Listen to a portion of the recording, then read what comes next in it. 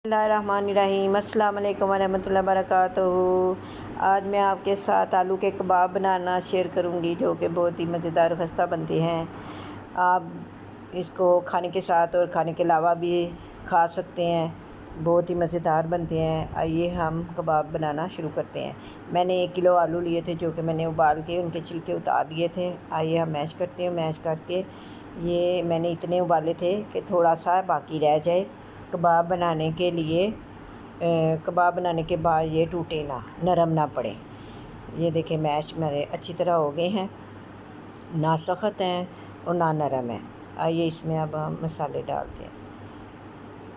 मसालों में मैं लाल मिर्च 1 चम्मच टीस्पून जिसको बोलते हैं वो डालूँगी।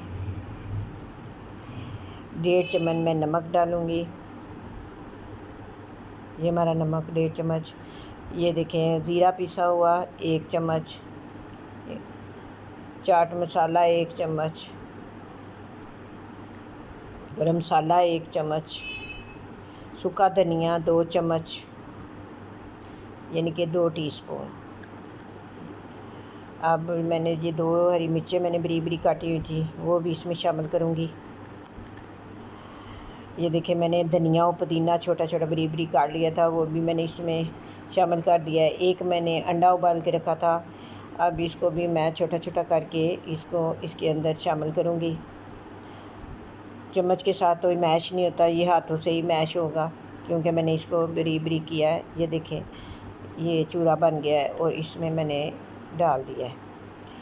अब इसमें मैंने 2 चिकन के पीस लिए थे, जो मैंने इसको उबाल के इसके छोटे रेशे कर लिए थे, वो भी मैंने इसमें डाल दिए है।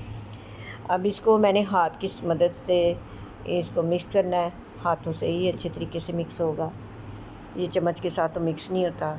ये मैंने हाथ की मदद से इसको अच्छी तरह मिक्स करना है, ये अच्छी तरह सारी चीज़ें एक जैसी एक जान हो जाए। तो ये देखें बड़े अच्छे तरीके से हमारा अमीज़ा तैयार हो गया है। आइए हम कबाब बनाना शुरू करते हैं। तो ये देखें ये अब हमारे कबाब, मैं इनको अच्छे तरीके से दबा के बनाऊंगी, टूटे ना।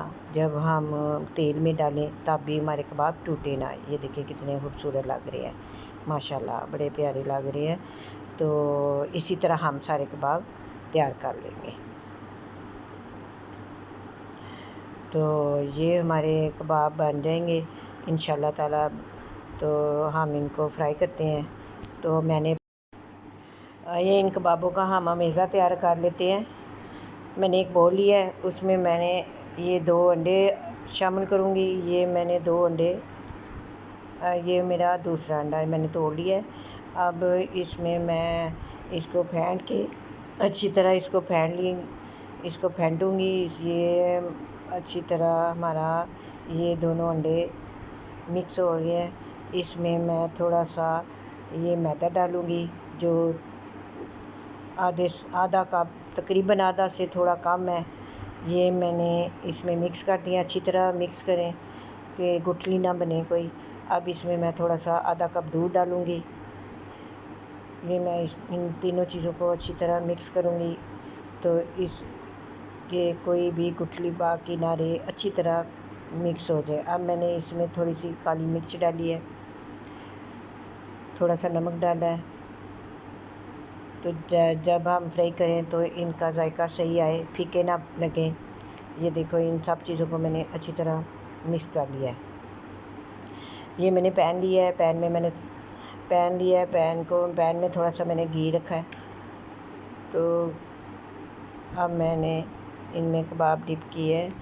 कबाब डिप करके अब मैं फ्राई करूँगी। ये देखें इतने कबाब डालें कि अच्छी तरह इसको हम पलट सकें। 5 मिनट मैं अब रखूँगी इनको कि ये एक साइड से अच्छी तरह बन जाए, पक जाए तकरीबन।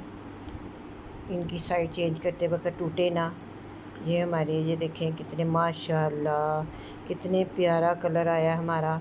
ये देखें हमने 5 मिनट ऐसे ही रखा था, एक तरह से अच्छी तरह पक जाए। अब इनकी साइडें सब की चेंज करूँगी। ये सब हमारे एक साइड से बन गए हैं। अब ये देखें हमारे कबाब बड़ी जल्दी रेडी हो गए हैं। तो हम जब कोई मेहमान आए तो बड़ी जल्दी हम तैयार कर सकते हैं।